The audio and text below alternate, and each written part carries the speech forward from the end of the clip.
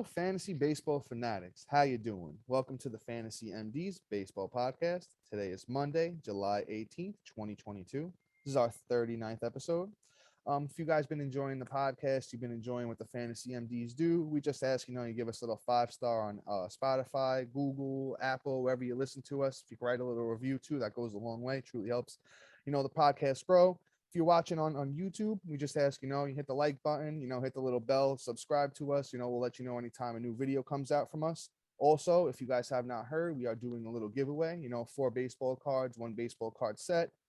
Just go check on any of our socials and you'll see, a post of just me with wearing the Yankee cap as usual. And it will give you all the details that you need for that. And I'm your host, Dominic Martino, here with my brother, my partner in crime, Matthew Ane. Matt, how we doing today, brother? Doing good, man. I'm on the road here in Alabama right now. So, doing my dedication to you guys. Yeah, Matt. We trust me. I know I appreciate it, and I'm sure the fans do as well. So you know what? We appreciate you, doing your best for us. Well, we'll just head into this thing, we'll start with the finger on the pulse. And we thought, a good one would be, to point out a couple of stashes, heading into the All-Star break, some guys that might be a little banged up or guys that might have gotten sent down. We're going to give you a bunch of names. We're not going to highlight every single guy, figure Matt and I will just throw out our top 5 from each, the arms and the bats. And we'll go from there. Right, guys? So I got a big list of arms here for you guys, a really nice list of arms, so I'm going to take my time reading the names off and, go through their ownership percentages. And then, as I said, we're not going to do a deep dive on every guy, but, we will, Matt and I will give you our top 5 from each category, right? So we'll start off here with the arms. We got Dustin May, number 1. And if you guys been listening to the pod, I'm super, super high on him. I think he's going to be great in the second half. He went out the other day and he threw 2, I believe it was, clean innings through 2 clean innings, struck out a couple, looked really good. He's a 37% owned on Yahoo, right? We got Lance McCullers up next. Lance McCullers of the Houston Astros. He's on his way back as well. Talked about him a few times on the podcast. He is 54% owned on Yahoo. Then we got Mike Soroka. He's a little bit behind some of these other guys, and I'm not 100% sure when he's going to be back. He did have a little setback. I think he got hit on the knee by a comebacker. So, he's one that might be a little bit lower on this list. He's 19% owned. Once again, Mike Soroka of the Atlanta Braves. Then we got Jesus Luzardo. He's on his way back, guys. He pitched, I believe, 2 clean innings and a rehab start the other day. He's going to build back up. He's coming off that shoulder injury. He is 39% owned on Yahoo. Once again, Jesus Luzardo of the Miami Marlins. Bear with me here. My phone wants to be a POS. Okay. Up next, we got Freddie Peralta. He's a bit highly owned, guys. I think he's 86% owned, but he's another guy who's, throwing a couple of clean innings the other day in a rehab start. They're saying he should be back by, the middle of August. If he happens to be out there in your league, he's probably, I'd say, the number 1 guy on this list, 85% owned though. So don't think he's out there in too many leagues. Maybe buy a low offer on him. Then we got Andrew Heaney. He's had a couple of injuries this year, but he's also on his way back for the Los Angeles Dodgers, 58% owned. He's been very, very good this season, but he did get hit hard in his last rehab outing. Doesn't really mean too much to me. Shouldn't mean too much to you guys. If he's out there in your league, go grab him. Then we got 2 guys that got sent down. I believe it was just to manage their innings and stuff. We got George Kirby and Ronsny Contreras.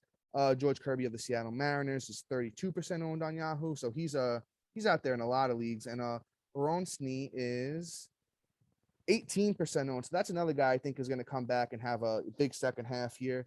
And then we got another one of my boys who I know I've talked about on the pod before. That's Jeffrey Springs of Tampa Bay. I believe he'll be back right after the All-Star break with the team. He's 54% owned. So, Matt, who's your top 5 from that list of names? Let me hear who you like there, brother. Mike Soroka is one of the names I love. Jesus Luzardo, Freddie Peralta, obviously, Kirby and Springs. Okay, fair enough. Those are my guys. Luzardo is definitely a stash. I think he'll be back within the next couple weeks. I think he's probably the one that's going to be coming back very soon, along with Springs. Springs is just dealing with a little hamstring injury, if I remember correctly. Yes, sir. And some issues with the family, so he should be back real soon. And he's been having an electric start. So I kind of want to keep that coming. George Kirby had some up and downs, but I like the upside. Maybe his time off is going to help him adjust. Mike Soroka, I'm a big fan of him, but I still don't know if he's actually going to make it back until September. I I agree don't with know you if on I'm that stashing one. I'm him not now. sure. I saw what's his name, the Braves GM. He was on the TV talking about Soroka, and he said that they're hoping he can get back before the end of the season, but they're not 100% sure. But I do love the name as well, man. I do love the Yeah. name. So essentially, like he's kind of like a wash, but like he's somebody to watch out for if you start seeing him make progressions. I would definitely target him. And then Kirby's somebody I love. I think that he's even though he had a little rough little patch, I think it's just him being tired, hence why he was sent down. But I don't know how long he's going to be up for because I know they're going to keep his pitch count down. So Yes, sir. it's one of those things where it's catch 22. Add him, and then when he gets sent down, I think this time will be for good. So just ride the wave. Fair enough. I'll throw out my top five real quick, and then we'll move on to the bats. I think I like Freddie Peralta one, but he's obviously very, very highly owned. I think Dustin May is my number two. I'm just super high on him. He's had a pretty good career so far. We know it's not too much. I'm gonna see if I can snag Dustin May's numbers for you guys, so I could just rant about this guy a little bit because I'm a huge fan of his. Right.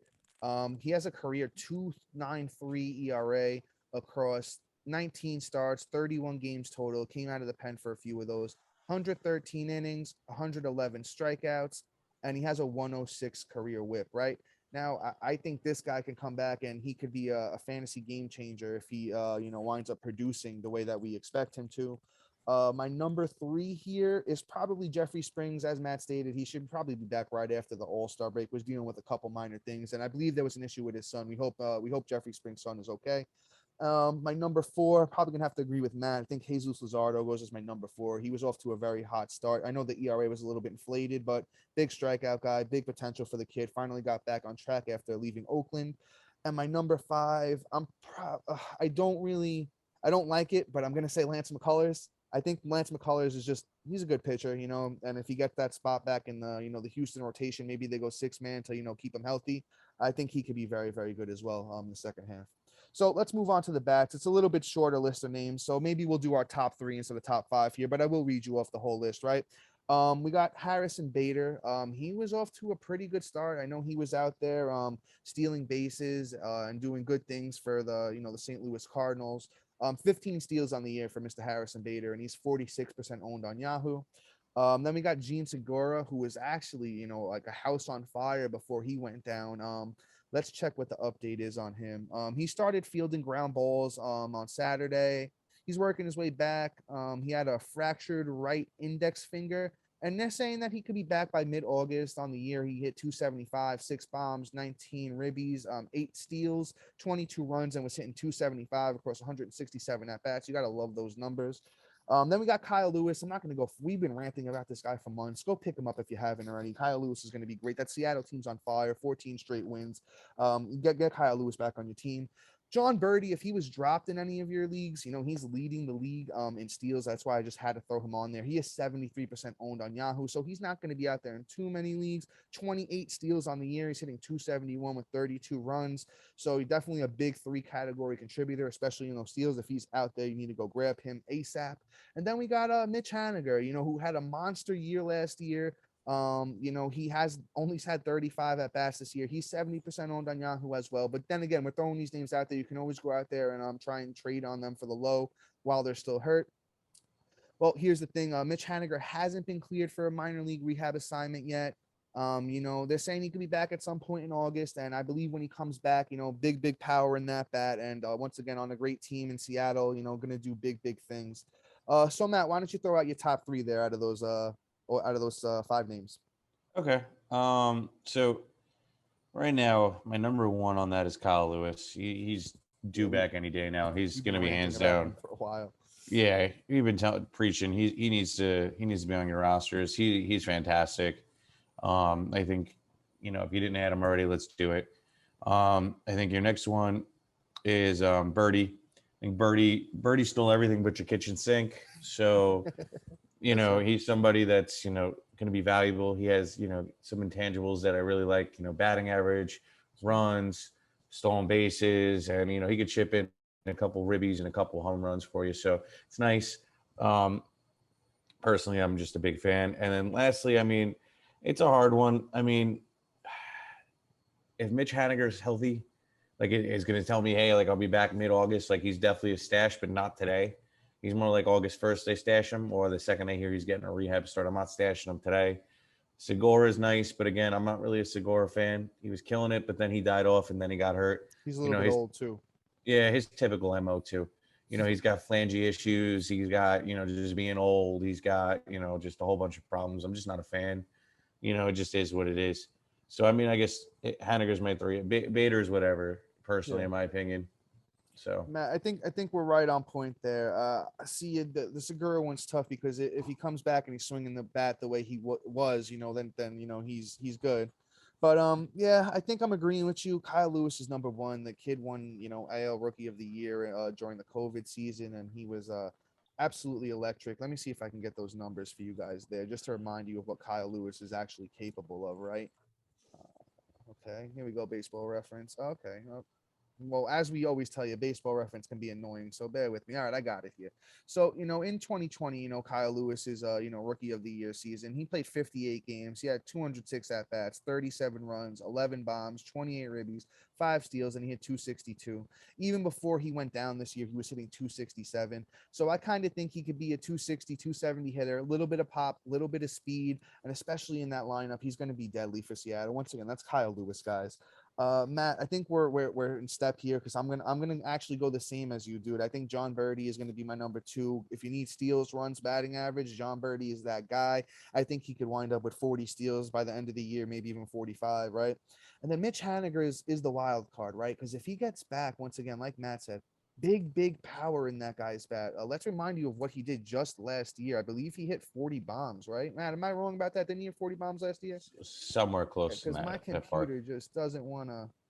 Baseball reference wants to be, annoying here, but he's got a lot of power in that bat. All right, hold on. It wants to work again. So let's see if I can pull up you those exact numbers, right?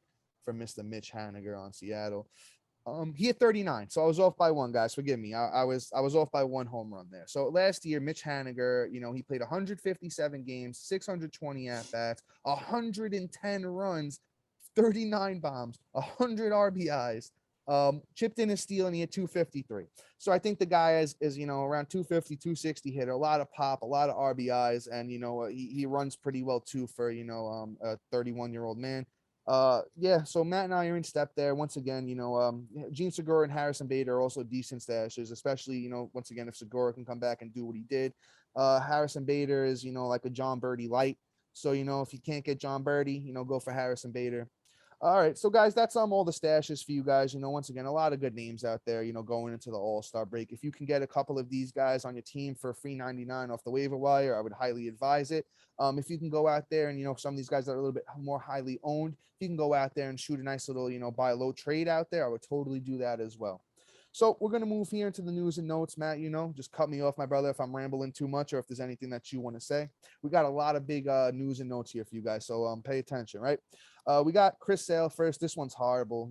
I kind of been touting him recently. I've actually been touting him for a while. So I'm sorry if anyone went out there and followed my advice, but you can't predict injuries, right? Especially like one like this. He exited the game yesterday. He got hit by a comebacker on his left pinky, which is now fractured. He's expected to miss 4 to 6 weeks, and that's going to be tough to hold him. If you got to drop him, you got to drop him. But you know what? When he pitches, he's one of the best players in baseball. So just be wary with Chris Sale. Going forward. Shane Baz of the Tampa Bay Rays. This one's horrible. Right elbow strain. He's out till at least mid-September. He was placed on the 60-day IL. I know in one of my big money leagues, I unfortunately had to drop him because you don't know if he's going to come back this year. I would honestly be surprised if he did. Tampa Bay is known to be a little, skeptical here with prospects. They don't really want to rush them or anything like that. So I could totally see him, just not playing for the rest of the year.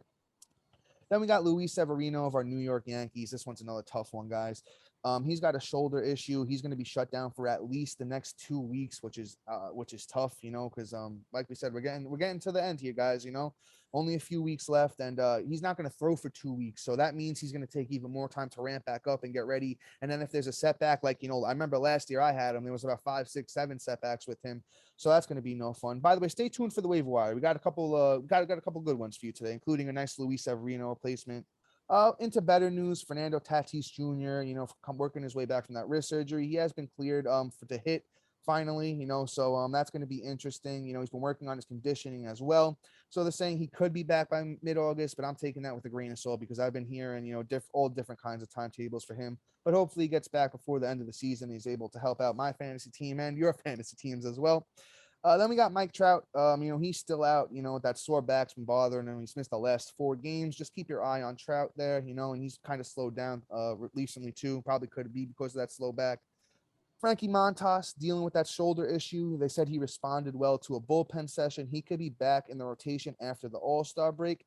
He's also a trade candidate, by the way, guys. So, just keep your eye out. Frankie Montas could wind up on a way better team for the second half, than the Oakland Athletics. And that would be very, very good. He's been very, very good this year himself, Mr. Montas. Luis Robert is currently sick. He's missed the last 2 games. He should be back after the All-Star break. It's just a little sick for him. Hopefully Luis Robert's okay.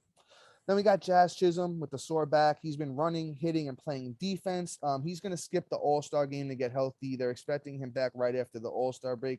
So get ready to get Jazz back in your lineups. The guy is so much fun. One of Matt and I's favorite players out there. Trevor Story hit the IL with the hand contusion. He could be activated when first eligible next week, though. Eloy Jimenez is still dealing with a leg issue from the other day. He's missed the last few games there, but he should be back after the All-Star break as well. Yordan Alvarez, he hit yesterday for the first time since landing on the IL. I'm not sure how that went for him, but he's going to be reevaluated after the All-Star break, and they're going to go from there. So don't expect him back right away after the All-Star break. Once again, that's Yordan Alvarez. We got Carlos Rodon also going to skip the All-Star game. He's dealing with a split fingernail and blood blister on his hand. That's going to be interesting. They're saying he's going to be reevaluated after the All-Star break as well. But I know sometimes those things linger. I've seen it with other pitchers before. So, guys, be a little careful here with Rodon. I'm not sure how that's going to work out for him, but we'll keep you updated as things come on. So we're going to head into the waiver wire here, guys.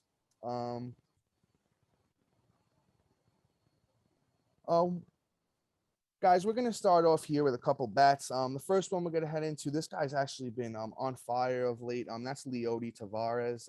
He's been pretty good on the season. He's a young kid. They had high expectations for him, and he's finally starting to click for the Texas Rangers team.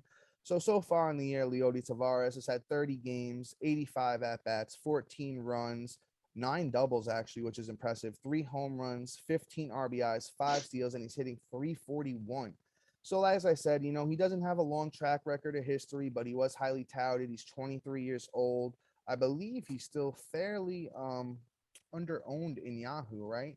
Only 48% owned at the moment. So you guys, 48%. yeah, you guys could still go out there and get him. About half the leagues out there. And I would recommend him if you need an outfielder right now. It looks like he's finally starting to pan out. He's on a 1, 2, 3, 4, 5, 6, 7, 8, 9 game hit streak, guys. So once again, Leody Taveras of the Texas Rangers, I'm highly recommending him. I think he's going to be good.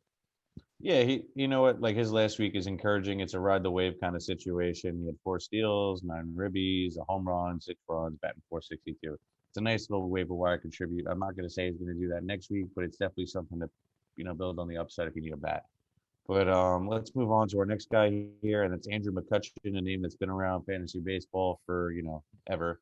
McCutchen has been earned himself a conversation here for us, and I'm pretty impressed what he's been doing recently. As of late, he had last week four runs, 1 bomb, 6 ribbies. Over the last month, it's 16 ribbies, 16 runs, 5 home runs, 16 ribbies. Wow, that's funny. 1 steal, batting 287. So I think like the last month kind of proves like, hey, he's kind of found his groove. He does this once a year. He usually gets like a month or 2 of just pure greatness, and then he falls off. So he's at least worth an ad. He's like freaking, not the level of Carpenter, but he's somebody that can, give you that Carpenter production that's going to get everyday play versus Carpenter twice a week. So he could definitely be a value. Yeah, guys. As Matt said, if you watched any baseball over the last 14 years, you probably heard of Andrew McCutchen, right? And in Milwaukee, he's a good park to hit. As Matt said, he's been turning it on lately. On the year, 77 games, 306 at bats, 39 runs, 9 bombs, 41 RBI, 6 steals, and he's hitting 255. He's more of a deeper league play. Once again, that's Andrew McCutchen of the Milwaukee Brewers. He's 34% owned on Yahoo. I'd say you look at him for your deep 12s, your 15s, stuff like that. If he's out there, he's contributing in power and speed. The runs and RBIs are there too. Batting average might hurt you a little bit, but at 255 these days is like 275 from 4 or 5 years ago. So once again, Andrew McCutchen is definitely, as Matt said, in the discussion of an ad in deeper leagues. So next up, let's go with Jose Iglesias. Once again, a guy that was a prospect, wasn't a huge prospect, but people talked about him, back in the day, and he's doing all right. He's eligible at second and short on Yahoo, only 11% owned, so you can go out there and get him in almost every league. On the year, he's got decent numbers: 282 at bats, 29 runs, 3 bombs, 34 ribbies, 2 steals, hitting 301. Once again, that's Jose Iglesias of the Colorado Rockies. He's going to play half of his games in the course, so that's always fun. And as my brother always says, if you find batting average off the waiver wire, it's always impressive. It's not an easy thing to do. And he's also, chipping in a little bit in the other categories, not too much, but you know what? In deeper leagues, definitely a guy you want to look at. Once again, Jose Iglesias of Colorado. Yeah, he's definitely like a nice little play. Dom's took the words right out of my mouth. He's one of those guys that, let's take it, ride the wave. And, Colorado is Colorado, so we all know what the upside could be there, especially going into it, especially this long week too. Who knows what can come out and, start off hot. Well, let's move on because Dom kind of pretty much covered it, and that's Jose Marana da da ba ba la ba ba. Miranda. Can't You're say her name. thinking about it too Miranda. much. Wow. I am. You know what, guys? I just can't speak. But you know what? He's had a nice 2 weeks. Over the last 2 weeks, 5 runs, 3 bombs, 10 ribbies, batting 303. Again, just like Dom said before, my national anthem is batting average off the waivers is valuable. So let's get it running. He's on Minnesota Twins. He's about 20% owned. He has first and third base eligibility. Third has been pretty putrid, so it's something nice to get out of there with that Twins lineup too. They're all looking a little good, so there could be some upside for him in terms of the runs category. Yeah, I'll chime in there. And, the Twins have been pretty good with their prospects over the last few years. Joe Ryan, Royce Lewis, when he came up, he was great. Buxton's finally starting to click. So I think they finally have turned a corner there as a franchise, right? Jose Miranda, another guy, he was not a big name prospect, but he was a prospect, people talking about him, 24 years old, finally getting the shot there. 57 games on the year for Mr. Miranda, 187 at bats, 16 runs, 12 doubles, 8 home runs, 32 RBIs, no steals, and he's hitting 251. But I think, as Matt said, of late, he's finally figuring things out, and that's good for a young guy like this. He's making the adjustments after coming up to the bigs, starting to see what these guys can do. And let's just tell you, he's eligible at first and third on Yahoo, which is very hard positions to fill right now. I know first and third are very, very tough. 20% owns for Jose Miranda. So guys, go out there and snag him if you need a guy to play first and third that has a little bit of value there, right? So let's move on to the next guy here. And one of my boys that I touted at the beginning of the year, and then he got hurt. And he's finally back. He's got the call, and that's Max Meyer of the Miami Marlins. I'm a huge fan of his. I scooped him up in all my leagues. I know he didn't have a great outing his first time. He yielded 5 runs, but the first 3 were clean. He looked great. He retired 10 of the first 12 guys. He's up. Matt and I actually watched his start together, and the slider looked pretty good. Fastball was sitting around 96, 95, 96, which was good. Mixed in only a couple of changeups. I would like to have seen him throw a few more of those. I think that might have been a little bit of an issue. I think he only threw about 2 or 3 of them. So, if he gets that changeup going, that fastball, sits pretty well, and that slider starts sliding a little bit the way he wants it to, because he's a big time slider guy. I think he's gonna be good for the second half, but he really has to prove himself. They got Jesus Luzardo coming back. They got Edward Cabrera coming back. So, if he doesn't, over the next two starts really show himself, I think he could be replaced. But once again, I think he's totally worth a shot. 39% owned for Max Meyer of the Miami Marlins. He was doing great down in the minors this year. It was an under 1 whip, but the ERA was a little bit inflated off of one bad start. I think he had a 3.70 ERA, well over a strikeout per 9. And I think he lines up for either Pittsburgh or Cincinnati in his next start, which is 2, great teams to pitch against. So once again, Max Myers, 39% owned on the Miami Marlins. He's probably my number 1 pitcher off the waiver wire for this week. And you're not going to find many guys with the upside that he has, for the rest of the year. Yep, I think that you hit it right on the head. Um, you know, I'm hoping to see a little bit more from him. Yeah. if I think that it's probably one of those things where he looked calm, cool, collected in all of his starts. He didn't get rattled, nothing of the sort. I think he was kind of a little bit of bad luck, and he's probably going to find just a good pitch mix, pitch mix, and kind of get stuff rolling with that. First big shot, I didn't expect him to come here and get lights out and just be incredible, but you know what? There's a possibility to build off that and kind of take it and get a solid start the next time out. But let's move over on here to somebody that is definitely a value, somebody you should be stashing, and somebody that's going to be back Sunday, and that's Jacob Junis. Jacob Junis was, rolling hot and heavy going into right before he got hurt. He was legitimately killing it. On the season in 50 innings, he had 4 wins, 42 Ks, 306 ERA, and a 102 WHIP. Now, I'm one of the owners that had him leading up to him getting hurt. He was incredible, absolutely lights out. I'm very impressed with what he did. I think that personally, he's probably one of the best pitchers to pick up this week, hands down, because of the fact that he's just going to go lights out and probably pick up where he left off. I've been waiting for this for a while, so Yeah, my I'm brother. pretty excited. Yeah, I'm gonna chime in with you there, man, and I'm very high on Jacob Junis as well. He did come back and pitch out of the bullpen the other day, but he's not the kind of guy that's used to that. He gave up a couple runs, and in relief, but he got 2 Ks in the 2 innings he did pitch. So at least he showed that he's healthy again. He can get out there and do it. I think, like Matt said, though, he's kind of gonna. I think he takes off again to where he was. Very similar type numbers coming for Jacob Junis in the second half. San Francisco is a great park to pitch in. And they've been able to, help a couple starting pitchers over the years, figure things out coming from other franchises or even guys that they brought themselves, like Tim Lincecum and things like that. Somebody even like Tim Lincecum, who wasn't projected to be as great as he was, it was absolutely fantastic. And I credit that to, the Giants and their pitching staff. Matt read off his numbers this year. The guy's been great. Low threes ERA, 102 WHIP. Almost a K per nine guy, 4 wins on a good team. So, guys, go out there and snag Jacob Junis. Only 22% owned on Yahoo. Let's see, where does he? I mean, it looks like he might line up with the Dodgers. So that might be a little bit of a tougher start, but once again, he's definitely a worthy stash. Going into the second half here, right? So let's get into one of our own guys. We talked about a Luis Severino replacement, Yes. and Domingo Germán is supposed to be back for the second half and take Sevy's spot. And I'm very high on Domingo Germán. I'm gonna do a little spin for you guys. I actually got the Domingo Germán jersey on.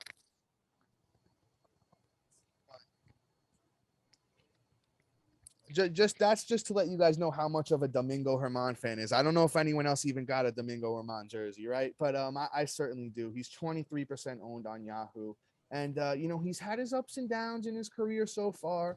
I've seen him pitch in person a few times. He does have electric stuff, and let's just hope it finally clicks for the kid, right? Let's hope that he can take off like we all thought he could. Once again, Baseball Reference just doesn't want to do its thing. Otherwise, I was going to provide you guys with some stats on Domingo. Matt, I don't know if you okay. Wait, it finally wants to load now. After being a pain in my butt. But Domingo Germán, had a great rookie year in 2017. It was a 3.14 ERA. WHIP was all right. But the last 2 years, he's shown improvement in the WHIP. The ERA is a little bit higher. He's a strikeout per inning type of guy. He can get you those strikeouts. Only 29 years old, so he's still fairly young. But I just think he can figure things out like a lot of the guys in the Yankees rotation have. Look at Tyon, look at Montgomery, look at Nasty Nestor. And I think that he can build off of that. Maybe he's not going to be as good as Sevy was, but at 23% owned and a guy you grabbed it for $3.99 off the waiver on the best team in baseball, I think Domingo Germán is worthy of a pickup. Yeah, I completely agree. He's somebody I wish I would have stashed. He definitely has some electric stuff. I think that he's going to have a nice little second half of the season. I'm not going to say he's going to be an ace, but I do think that the kid has some electric stuff. I'm very excited for him.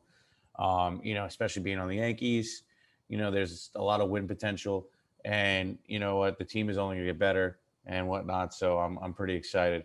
But let's move on to our next guy here, our last pitcher, and that's Alex Wood of the San Francisco Giant, our second Giant here on the night. Old man Sand is over here, but he's getting his stuff done. So, last 2 weeks, 16 innings, he got the W, got 1 W, 19 Ks, His next start seems to be against, think the I don't even Dodgers know. They're too, not right? showing it yet, but it's definitely not the Dodgers, thank God. So it's going to be a somewhat decent matchup. I'm pretty excited to see what he's going to do. What? It might be the Dodgers. I'm not sure. Look, they play the Dodgers in the next Yeah, series. they The haven't announced Giants. it yet, but Yeah, then I don't know how their rotation is going to shake out, but it could be the Dodgers. So yeah, I think he's more of a, you could throw him on your team. He's been good of late though, as Matt pointed out. Those numbers. He's we'll been see. good of late. I'll tell you this, guys. He's got a 4.20 ERA. Once again, Alex Wood of the San Francisco Giants, 4.2 ERA on the year, but a 3.10 FIP. Once again, we don't like to get crazy, but we've talked about FIP a few times. It's an Yeah, ERA predictor, and the it's pretty low. Got a 1.24 WHIP on the year, as Matt mentioned. He's a K per nine guy. He's been pretty decent his whole career. On his career, it's a 3.56 ERA, so I would expect a similar, around that ERA for the second half. If he can give you a 3.56 ERA and a K per nine with a decent WHIP, that's pretty good. So we're just gonna run through, guys, a couple of closers for you guys real quick, and that's gonna be it. So Brooks Raley, we mentioned, of Tampa Bay. I'm kind of just gonna run through this, guys. I apologize, but we kind of got to head out. Matt's got a couple things to do. I'm gonna watch the home run derby. So Brooks Raley of Tampa Bay, he's gotten the last couple of saves for Tampa. You guys can go out there and snag him. Not 100% sure if it's going to be him every time, but Jason Adam is the other guy, as we've mentioned before. It looks like Kyle Finnegan was announced as a closer going forward for Washington after Tanner Rainey has gone down and hit the 60-day IL, and he's probably going to get that Tommy John. I don't think we see Tanner Rainey again this year, but Kyle Finnegan's the guy in Washington if you want to give him a chance. I know his numbers don't look great, but he could redeem himself. And then Sir Anthony Dominguez got the last I think 2 or 3 saves for Philly. Brad Hand did mix in one, but that was after Sir Anthony had pitched 2 days in a row. So it looks like he's gonna be the guy there. Got great numbers on the year. He's probably my number 1 out of all 3 of these guys. And that's going to be it today for the Fantasy MD, guys. We appreciate you hanging out with us. I promise you we're going to have a little bit better show coming up later in the week with a bunch of stuff to help you guys, in the second half. But until then, guys, see you. peace.